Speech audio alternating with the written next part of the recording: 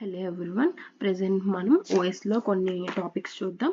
అందులో first user mode and kernel mode. User mode, kernel mode అనేవి two key important operating modes in computer system that help maintain security and stability. User మోడ్లో applications run అవుతాయి కదా with limited access to the system resource అనమాట. ఇంకా user మోడ్లో programme ఏదైనా crash అయిందంటే అది ఎంటైర్ సిస్టమ్ని ఏం ఎఫెక్ట్ చేయదు. యూజర్ మోడ్లో డైరెక్ట్గా హార్డ్వేర్ని యాక్సెస్ చేయలేము. ఇంకా ఎగ్జాంపుల్ తీసుకుందాం. ఇప్పుడు నోట్ ప్యాడ్ తీసుకున్నాం అనుకోండి. నోట్ ప్యాడ్ యూజర్ మోడ్లో రన్ అవుతుంది. ఇప్పుడు నువ్వు ఏదైనా ఫైల్ సేవ్ చేయాలంటే అది సిస్టమ్ కాల్ ద్వారా ఓఎస్కి పంపించి అలా జరుగుతుంది అనమాట process. Next kernel mode. Kernel mode అనేది హార్డ్వేర్కి సాఫ్ట్వేర్కి మధ్య బ్రిడ్జ్లా యాక్ట్ చేస్తుంది అనమాట. ఇంకా కెర్నల్ హార్డ్వేర్కి సాఫ్ట్వేర్కి మధ్య బ్రిడ్జ్లా యాక్ట్ చేస్తుంది. ఏదైనా యాప్ ఏ అప్లికేషన్కి ఎంత ర్యామ్ కావాలి అనేది కెర్నల్ చూసుకుంటుంది. ఇంకా ఏమైనా యాప్ మీరు ఓపెన్ చేయాలనుకుంటున్నారు, దానికి పర్మిషన్స్ అవి కూడా కెర్నల్ చూసుకుంటుంది అనమాట. అది అంటే సేఫా కాదా అనేది. ఇంకా ఆండ్రాయిడ్లో అనేది లైనక్స్ కెర్నల్ యూస్ చేస్తాం, విండోస్లో ఎన్టీ కెర్నల్ యూస్ చేస్తాం, ఐఓఎస్లో డార్విన్ కెర్నల్ యూస్ చేస్తాం.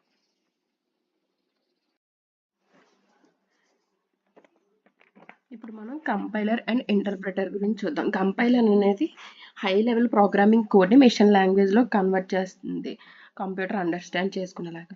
ఇంటర్ప్రెటర్ ఏం చేస్తుందంటే translate code line by line చేస్తుంది. అదే కంపైలర్ ఏంటంటే entire program at once before execute చేసే ముందు కన్వర్ట్ చేసుకుంటుంది అనమాట. కంపైలర్ అనేది ఒక బ్రిడ్జ్లో యాక్ట్ చేస్తుంది హ్యూమన్ రీడబుల్ కోడ్కి అంటే ఎగ్జిక్యూటబుల్ మెషిన్ ఇన్స్ట్రక్షన్స్కి.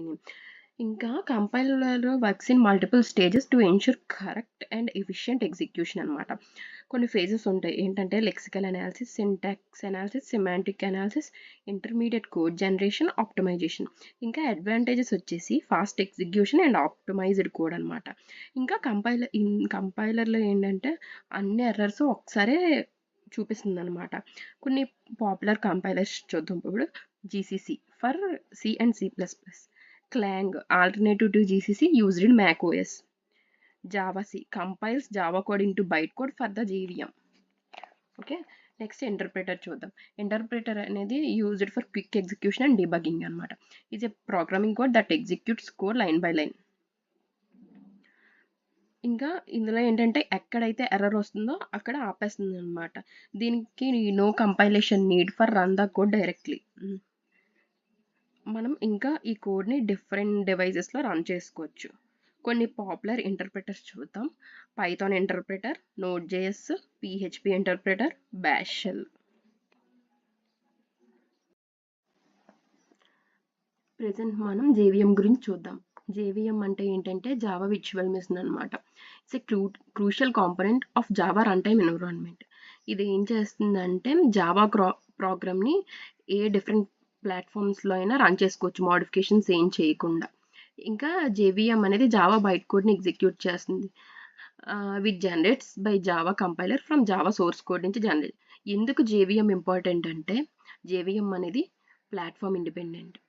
ఇంకా సెక్యూరిటీ ప్రొవైడ్ చేస్తుంది. మెమరీ మేనేజ్మెంట్ అంటే గార్బేజ్ కలెక్షన్స్ని కూడా యూస్ చేసుకుంటుంది. పెర్ఫార్మెన్స్ ఆప్టిమైజేషన్ అనమాట. Use JIT compilation for fast execution. JVM ఆర్కిటెక్చర్లో 3 మెయిన్ కాంపోనెంట్స్ ఉంటాయి. First one class loader sub system, second one run time data areas, third one execution engine. ఇంకా ఇందులో ఏంటంటే write once run anywhere అనమాట. Next JVM execution process చూద్దాం. Write Java code, save as .java file. Next compilation అనమాట. Javac compiler ఏం చేస్తుందంటే Java కోడ్ని byte కోడ్గా కన్వర్ట్ చేస్తుంది. Next class loader loads class file, JVM memory. Next byte code verification ఏం చేస్తుందంటే ensure security and validity. Execution engine executes byte code using interpreter or JIT compiler. Garbage collection frees memory automatically.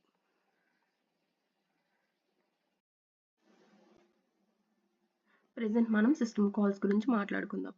System calls అనేవి back bone లాంటివి. ఎలా అంటే software అనేది ఓఎస్తో ఎలా interact అవుతుంది అని. System call is a way for programs to request services from OS since programs can't directly access hardware. They use system calls to interact with resources like files. ఎందుకు system calls important అంటే system calls అనేది బ్రిడ్జ్లా act చేస్తుంది దేనికి యూజర్కి and ఓఎస్కి. అంటే user programmes ఓఎస్తో communicate అవ్వేలా. ఇంకా access to the hardware safely. Next resource management. ఇప్పుడు మనం types of system calls చూద్దాం.